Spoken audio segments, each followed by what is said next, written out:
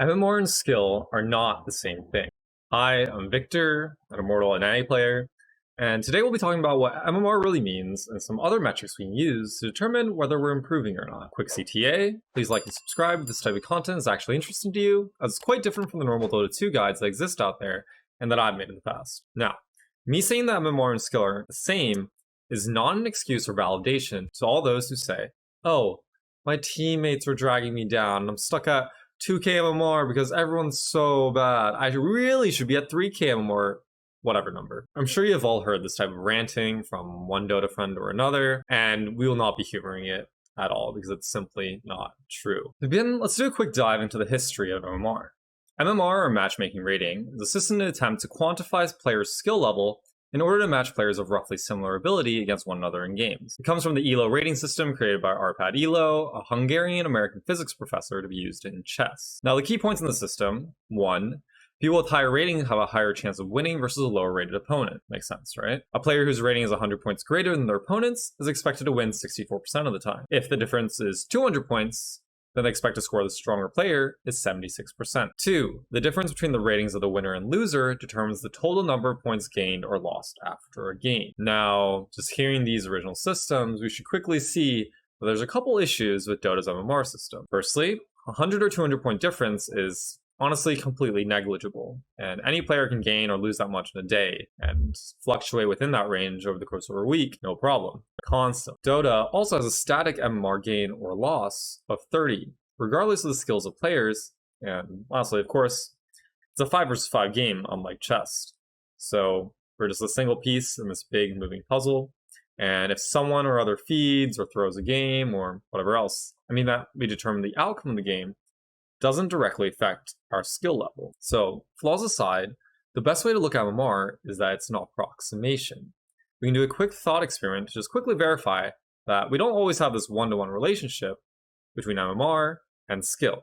You can go play a bunch of tournament games in a coordinated environment and improve that way. You could have gotten some coaching from a much higher MMR player, like myself maybe, and gotten a better theoretical understanding of the game. Conversely, maybe you haven't played the game in 2 months, or you're mad, sad, drunk, high, whatever else. Any of these things while playing ranks, and you can play significantly worse than you would normally do. There are a multitude of things that can tangibly affect your skill level, but these won't always be represented by your MMR. So, MMR aside, what this means is that for those who want to improve at Dota 2, like myself and hopefully you, we need to find a different metric other than MMR. Quick aside, however, if all you care about MMR, I have a few things I want to tell you. One, it doesn't matter. Like, MMR does not matter. It's not going to give you fame, fortune, happiness, whatever. There might be a few who argue, but what about pro players? Like, obviously you need X thousand MMR, to which I'll reply, look, there are hundreds, if not thousands more of 7, 8, 9k players, 10k players than there are pros. And 2, just ask yourself why. After some introspection, if you can still honestly tell me that all you care about is grinding MMR, then have at it. Live your life the way you want. But I think it's pretty sad if you're just playing for the dopamine rush after getting a win. That's not playing and enjoying Dota. That's just addictive behavior. Now back to my main point. We need to find other metrics than MMR if skill is what we truly care about.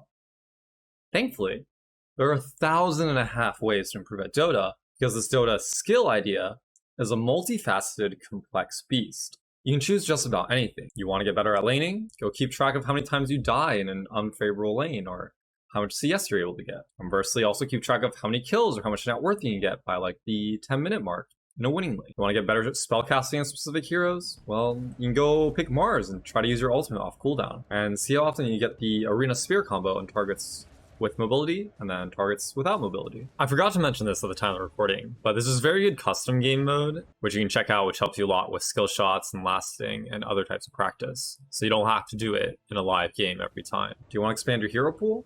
Well, you can go watch some replays of a pro player playing the hero, then try spamming a dozen games on the hero yourself, until you can last hit, itemize, and cast spells properly on them. There are so many things we can pick and choose to improve upon, and I hope that this process itself of actively improving is something you can cherish and enjoy. The most important part, however, with all these activities, regardless of what you choose, because again, There's so many different things you can choose from. It can be whatever you want. Is to actively monitor and keep track of some sort of statistic.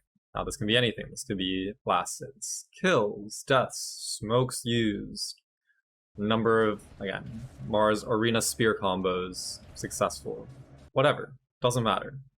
But you want to try to control for some variables like the hero you're playing, the type of lane you're in, maybe the type of hero you're playing against, etc. So that you can think about what is this one aspect that we're working on and trying to improve upon, and whether we're actively seeing improvement. This is all based on this quote: if you can't measure it, you can't improve it. And I want you to keep that in mind when you're thinking about these various aspects of trying to improve in Dota. I hope this video made you look at MMR just a little bit differently and help you along the same journey that I'm personally taking of enjoying this video game the best I can. For those, however, who still worry about wanting to translate some of these improved skills into MMR, well, I'll be covering that in a future video, about how these little improvements can lead to pretty big changes over time. For those interested in that, or any of my other future content, feel free to subscribe to this YouTube channel. If you have any ideas or comments on the content I've made thus far, I do my best to read and respond to every comment, so feel free to leave one down below. If you want to talk to me more directly, feel free to join my Discord. Again, there'll be links in the description, and send me a message. I'm usually available. I'm pretty much always by my computer. Yeah, that's about it. Thanks, y'all. Take care, and I'll see you next time.